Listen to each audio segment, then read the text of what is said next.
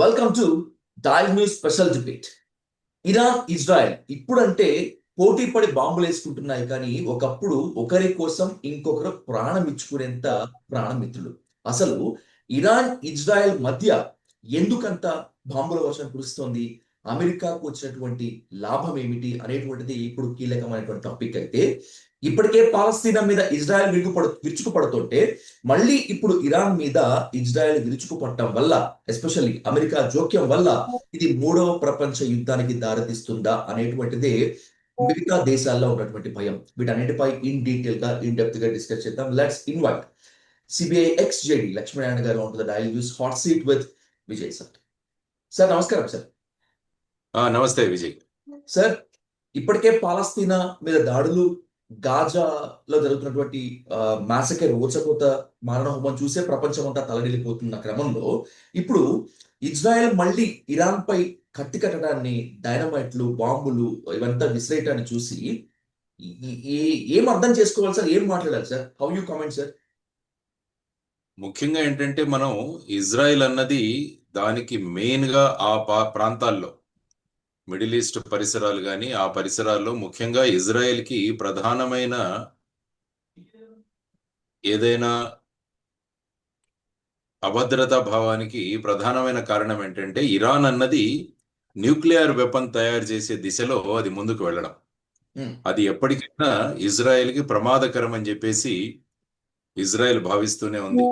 అందువల్ల ఎలాగైనా ఇరాన్ ని వారి న్యూక్లియర్ పవర్ కెపాసిటీ ఏదైతే ఉందో దాన్ని పూర్తిగా ధ్వంసం చేయాలి అన్న ఒక ఉద్దేశంతో ఇజ్రాయెల్ అన్నది ఇరాన్ మీద దాడి చేస్తుంది. మీరు అనొచ్చు, ఇప్పుడు అమెరికా ఇరాన్తో చర్చలు జరిపి దాన్ని న్యూక్లియర్ నాన్ ప్రొలిఫరేషన్ ట్రీటీ చర్చల ద్వారా ఇరాన్ని కట్టడి చేయవచ్చు కదా అన్నది ఒకటి ప్రపంచం అంతా కూడా మాట్లాడుకుంటున్నారు. ఎందుకంటే ఇప్పటికే 6 సార్లు ఇరాను మరియు అమెరికన్ అథారిటీస్ సమావేశమయ్యాయి. ముఖ్యంగా ఒమాన్ దేశం యొక్క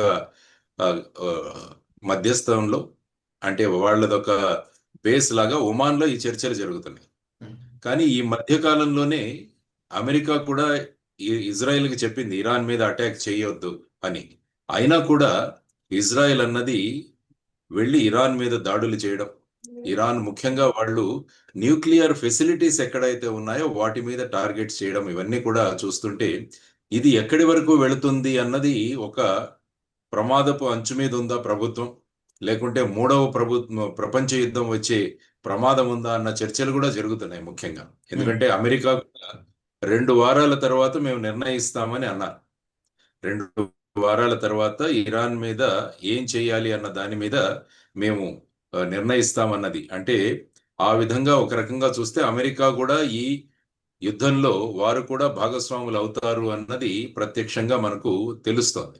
ఆ తరువాత ముఖ్యంగా మీరు చూస్తే రష్యా కూడా ఈ ఇజ్రాయిల్ మరియు ఇరాన్ మధ్య మీరు దూరకండి అన్నట్టుగా రష్యా అధ్యక్షుడు పుటిన్ కూడా మాట్లాడడం జరిగింది. అప్పుడు దానికి అమెరికా ఏమని రిప్లై ఇచ్చింది, మీ దగ్గర ఉన్న సమస్య మీ వర్తిత్వం ఏదైతే ఉందో దాని గురించి మీరు చూసుకోండి, ఎందుకంటే ఆల్రెడీ రష్యా మరియు యుక్రెయిన్ మధ్య యుద్ధం జరుగుతూనే ఉంది, కాబట్టి మీరు ఇక్కడ జోక్యం కలిగించుకోవద్దు అని అమెరికా రష్యా గురించి మాట్లాడడం. తర్వాత చైనా వారు ఇంత జరుగుతుంటే మేము ఒక మ్యూట్ స్పెక్టేటర్స్ లాగా మేము చూస్తూనే ఉండాలా అన్నది చైనా వాళ్ళు చేసిన కామెంట్. కాబట్టి ఈ విధంగా మనం చర్చించుకుంటూ వెళుతుంటే అటు అమెరికా, ఇటు రష్యా, ఇటు చైనా ఇవన్నీ కూడా క్రమక్రమంగా ఈ విషయం గురించి మాట్లాడడం మొదలుపెట్టాయి. యాక్చువల్గా ఈరోజు చూసుకుంటే ఇరాన్ యొక్క ఫారిన్ మినిస్టరు ఈరోజు ఇస్తాంబుల్లో ఆర్గనైజేషన్ ఆఫ్ ఇస్లామిక్ కంట్రీస్ యొక్క సమావేశం జరిగింది.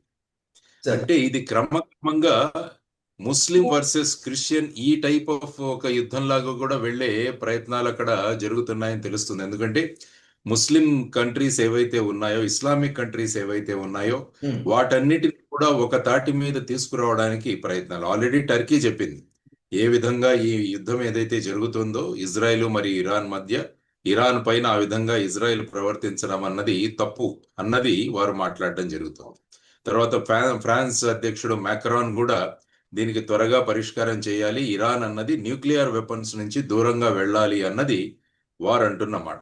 కాబట్టి ఈ విధంగా చూస్తే రష్యా యుక్రెయిన్ యుద్ధం కన్నా కూడా ఈ యుద్ధంలో అనేక దేశాలు వాళ్ళు ముందుకు వెళుతున్నారు. కాబట్టి రాబోయే కాలంలో ఈ పరిణామాలు ఎలాగా ఉంటాయా అన్నది మనమంతా ఆలోచించాలి. అనేక దేశాల యొక్క పౌరుల్ని కూడా వారు ఆ దేశ ఇరాన్ నుంచి తీసుకుని వచ్చేస్తున్నారు. ఫర్ ఎగ్జాంపుల్ భారతదేశం తీసుకున్నా కూడా సుమారుగా ఆపరేషన్ సింధు అన్న పేరుతో భారతీయులందరినీ కూడా అక్కడ విమానాల నుంచి భారతదేశానికి తిరిగి వచ్చే ప్రయత్నాలు. ఆల్మోస్ట్ ఐ థింక్ 350 మంది భారతదేశానికి తిరిగి వచ్చినట్టు.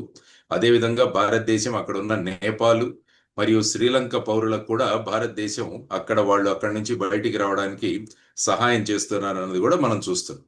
కాబట్టి దీని గురించి ప్రపంచ దేశాలు త్వరగా ఒక నిర్ణయం తీసుకొని ఈ వార్ అన్నది ఎస్కలేట్ అవ్వకుండా చూడాల్సిన బాధ్యత ఉంది. కాబట్టి యునైటెడ్ నేషన్స్ కూడా ఇందులో, ఐక్యరాజ్య సమితి కూడా ఇందులో త్వరగా దీనిలో నిర్ణయాలు తీసుకునే విధంగా ఒక ప్లాట్ఫామ్ ను వారు కూడా క్రియేట్ చేయాల్సిన అవసరం ఒకటి ఉంది అన్నది ప్రధానంగా మనం చూడాలి.